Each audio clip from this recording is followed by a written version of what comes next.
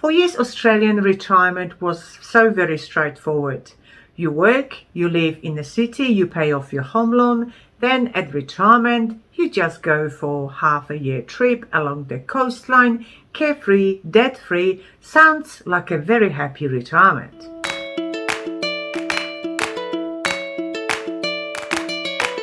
Now, when the property prices have risen so much, not only it is more difficult for younger generation to buy their first home, but it is also more difficult for older generation to pay off their home loans.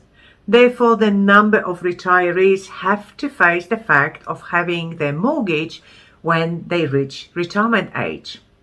So why is this happening that more and more people face to enter retirement with the mortgage still not fully paid off? And is drawing funds from your superannuation an answer? My name is Katherine Isbrandt from About Retirement. I'm certified financial planner and you are watching About Retirement TV, the place to get all the information you need to get ready for your retirement or to improve your financial outcomes if you have already retired.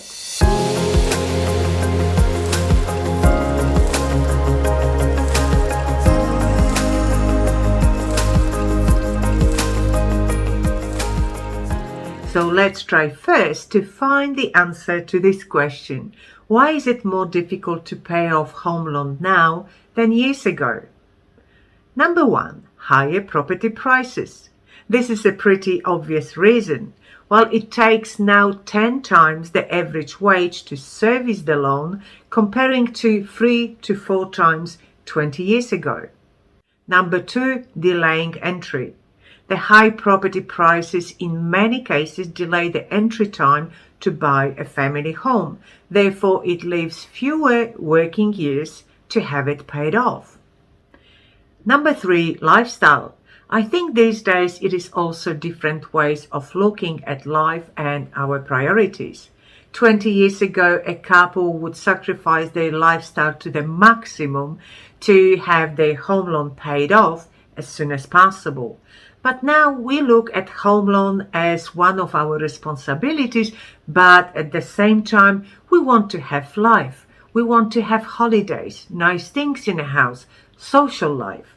That is reducing our capability of additional repayments. And number four, current low interest rate environment. Well, maybe that does not apply to everyone, but most certainly some people are taking advantage of higher earnings from shares or superannuation or even investment properties, with all providing a great deal of tax benefits. So now that we know reasons behind having a mortgage when facing a retirement decision, the question is what to do. When getting ready to retire, most likely the last thing you want hanging over your head is that loan. After all, when you stop working, there is no more income, so it is only logical that repaying whatever loans you have would bring you a great deal of peace of mind and feeling of security. But financially, is it a wise decision? Is it better to reduce the value of your super to be mortgage-free? The answer is not as straightforward as you would like this to be. Why? Well, each one of us is different and we want different things. Therefore, different things are making us happy or worry. And this is the bottom line why there is no straight answer. So let's review what I mean. Number one, your interest payments versus superannuation earnings. One can argue very successfully too that there is no point in repaying that mortgage, as most certainly a super can earn more than the mortgage repayments. From purely maths and calculations perspective, it might be correct. If your super fund is earning 6%, but your mortgage is charging an interest of 3%, you are 3% in front. However, please don't forget that if your savings are in a super accumulation stage, there is still 15% tax payable on that 6% return. Therefore, it is no longer a return of 6%, but probably closer to 5%. Still higher, but those returns are not guaranteed. Therefore, you could have years of negative returns, and then your loan repayments are really costing you. Number 2, cash flow. If your cash flow is not sufficient to sustain those monthly mortgage repayments, then it becomes not only difficult to meet those repayments, which could lead to issues with the bank, which then introduces a great deal of personal stress. Number 3, age pension. If you have reached your age pension age, your mortgage against your home is not really providing you with any benefit. Because your home is exempt asset under income and asset test, so is your home loan. Centrelink does not care about your financial issues because you still have your home loan running. But if you have savings in super, in pension account, or even in your offset account, those are all counted under income and asset test, and that will reduce your age pension eligibility accordingly.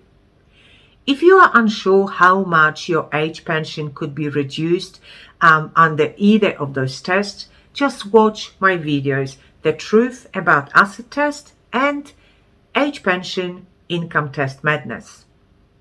So what's the verdict? Well, it is all up to your decision, but after 20 years of working and advising retirees, I believe that if you are in a situation of retirement with a mortgage and good superannuation savings, then you have those choices. Number 1, withdraw from super and pay off the loan. I actually list this as one of ways to improve your retirement. So watch this video, 31 ways to improve retirement planning part 1.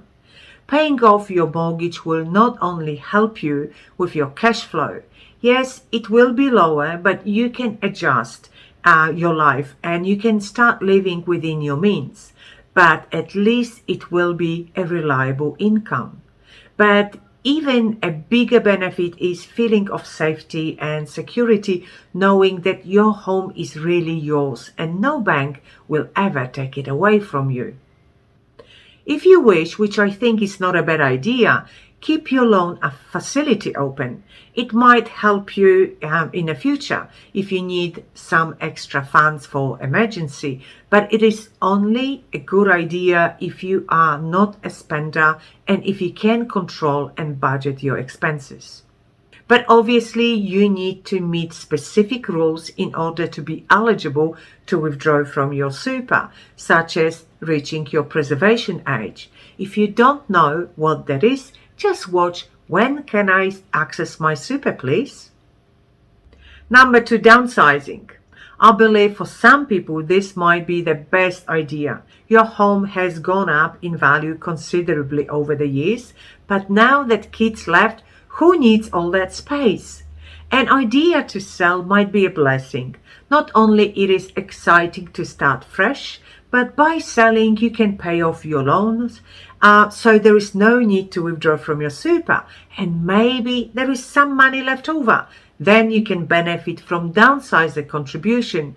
If unsure, just watch my video Downsizer Contribution to Super Part 1 Rules and Downsizer Contribution to Super Part 2 Who Can Benefit.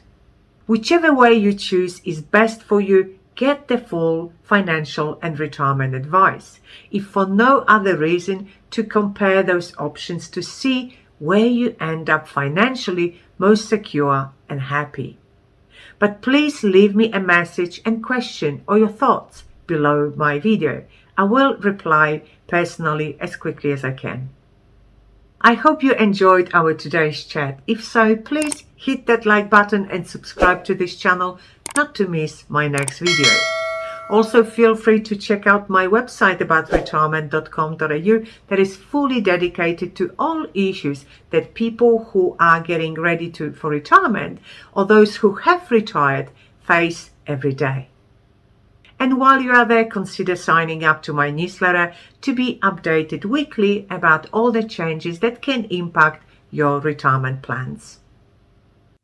Also, if you have a question or would like to set a private consultation, just send me a message directly from my website. It is easy and I will respond within a couple of days. And now it is recommendation time. Please continue watching my videos and learning what to do to improve your retirement. The first recommendation is previously mentioned. When can I access my super? Very important to understand that your superannuation is not your bank account. The second recommendation is downsize the contribution to super rules. And after that, watch continuation of this topic, who can benefit. I will talk to you in my next video.